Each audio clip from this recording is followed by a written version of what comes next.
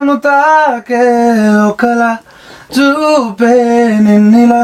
মাই god, Shakib খানের সিনেমাতে দ্বিতীয়বারের মতো গান গাইলেন বিশ্ব সেরা সিঙ্গার অরিজিৎ সিং।